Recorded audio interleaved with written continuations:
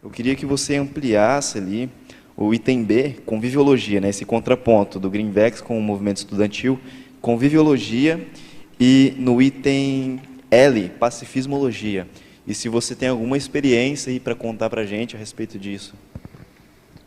É, foram muitas experiências, né, de 5 anos do movimento, né, no meio da política atuante e no próprio Greenvex também, né, mas deu mais ou menos uns 3 anos. Do ponto de vista da conviviologia, esse contraponto ele diz que no Greenvex tem mais exemplarismo, tem uma propensão maior ao exemplarismo, e já enquanto no movimento estudantil tem uma propensão maior à competição. O que acontece é que dentro do Greenvex, todos esses princípios da cosmoética, que a gente mesmo aprende no curso intermissivo, eles acabam balizando as nossas condutas, as nossas ações.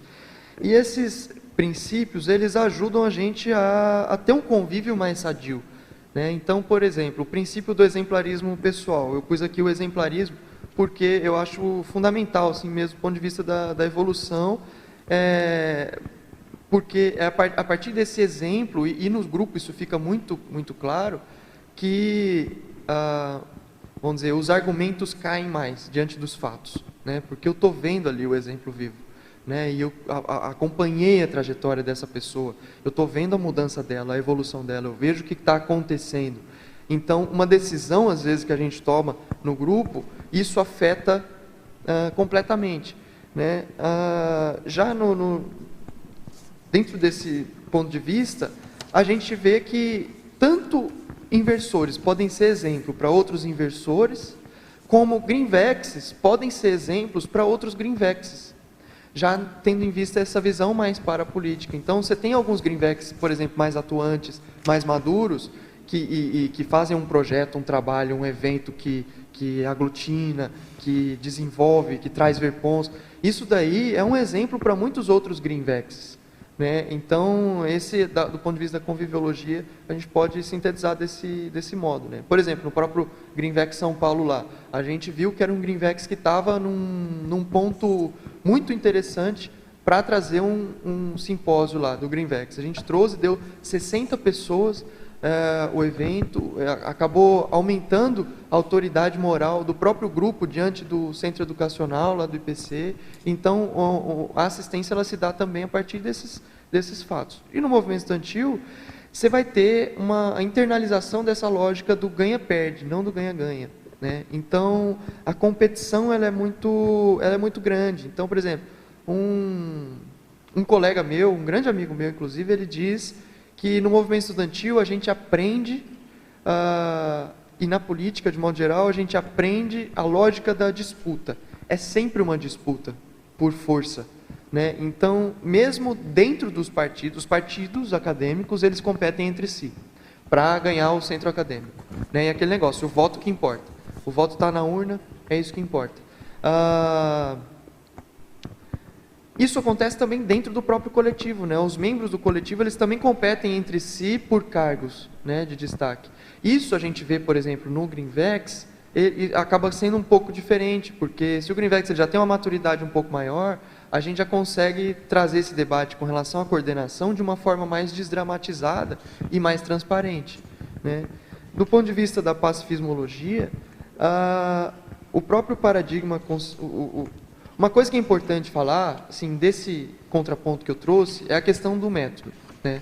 Então, a metodologia de analisar esses tipos sociais, vamos dizer assim, a tipologia, pegar então uma generalização de fatos que comumente ocorrem e que estão dentro do mater pensene daquele grupo. O professor Valdo coloca, e aí eu parto dessa premissa, que o holopensene ele tende a repelir aquilo que está distante do mater pensene, desse próprio holopensene, e agregar aquilo que também está mais afim ao próprio mater pensene. Nos grupos, isso também acontece. E aí, partindo dessa premissa, a gente consegue estabelecer esses itens aqui. Então, tem mais exemplarismo, outro tem mais violência, tem mais... Porque você vê que faz parte do mater pensene do próprio grupo. Do ponto de vista da politicologia, da pacifismologia, o Greenvex ele tem mais essa tendência a convivialidade sadia, né? Por exemplo, sair entre os amigos, desenvolver as amizades evolutivas. E o próprio movimento estudantil, eu vi muito isso, a defesa da violência enquanto um meio legítimo. Até porque isso faz parte do paradigma.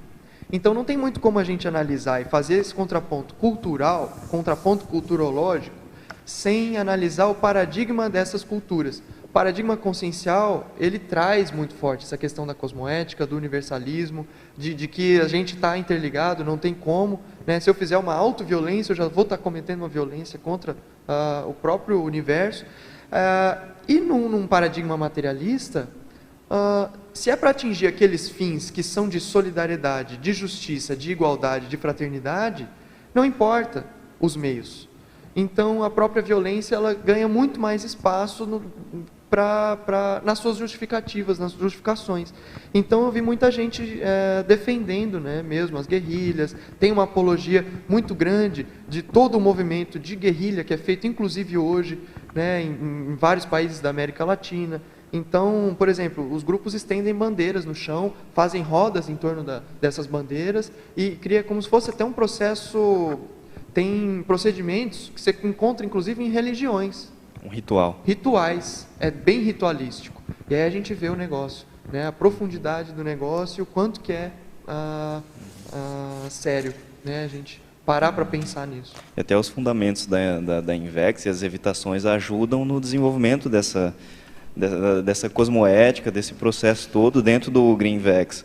Porque, como você falou, tem a ver com um processo multidimensional, um paradigma diferente. Então não dá para a gente não consegue avaliar por uma ótica só intrafísica, né? Se você gostou desse vídeo, não esqueça de curtir o vídeo, seguir o nosso canal da Simvexis para receber muito mais conteúdo que a gente tem sobre juventude, planejamento de vida, parapsiquismo e por aí vai.